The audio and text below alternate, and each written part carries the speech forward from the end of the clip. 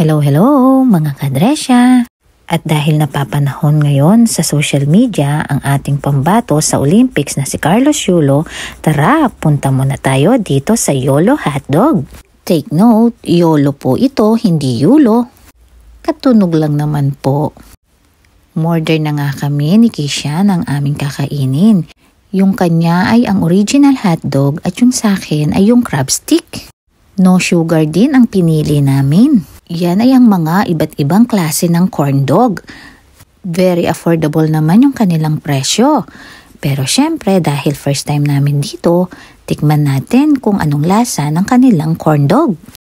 Per order nga pala ang pagluto nila dito kaya kailangan din naming maghintay dito sa store. At hayan na nga at tinawag na si Kisha dahil naluto na ang aming in-order. O diba ang laki talaga ng corn dog? At hindi pa nakatiis si Kisha dahil kahit nasa daan kami ay kumakain na siya. At sarap na sarap talaga siya dahil may mozzarella cheese din ito.